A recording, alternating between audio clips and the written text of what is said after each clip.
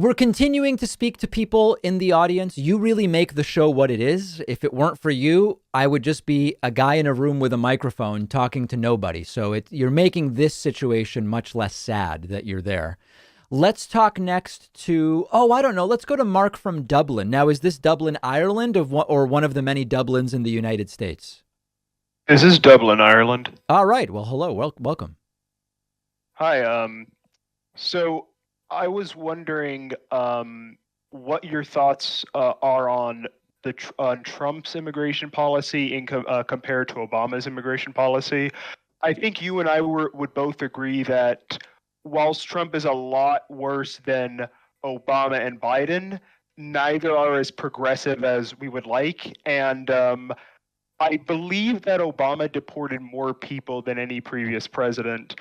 So, how do you think we can critique Trump's immigration policy and retaining the big picture of systemic issues with the American immigration policy? Well, I think the systemic issue is that there's a couple of systemic issues, and neither Trump nor Obama solved them.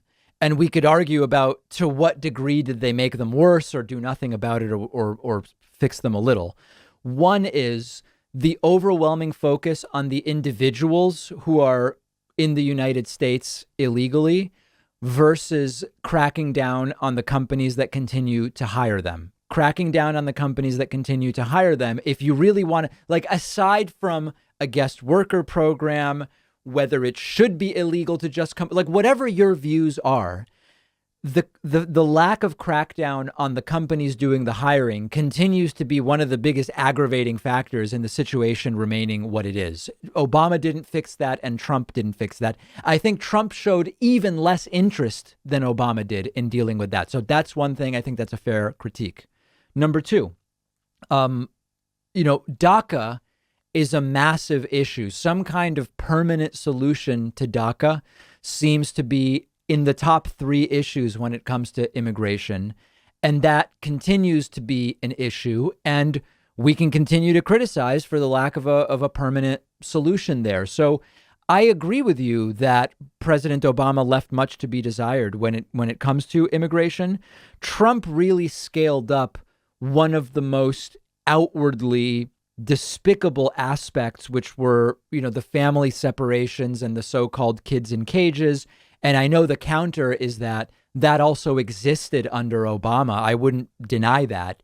But scaling that up in conjunction with this very xenophobically motivated, I call it for shorthand, a majority Muslim country ban. I think there's certainly more criticism of Trump than of Obama, although there's plenty to criticize of both. Okay, fair. What are some specific policies under Trump that you think made him particularly bad?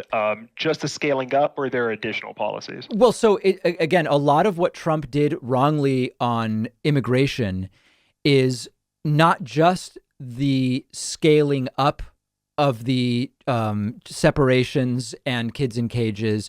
It was also using the pandemic to very cynically be able to do more deportation under the guise of public health while clearly not actually caring about it, using the lack of DACA resolution as a sort of stick with which to bully people. I mean, he didn't pass that much policy other than the majority Muslim country ban. It was sort of the totality of his rhetoric, his cynical use of the pandemic to continue a xenophobic immigration policy. It's all these things together. It's less about here's the laws he signed, the bills he signed.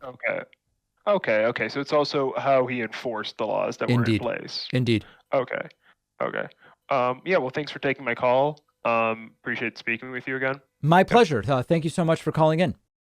One of our sponsors is privacy.com. They're giving you $5 when you sign up for their completely free service at privacy.com/Pacman. I've been using Privacy for a little over a year now. You've heard me talk about it before.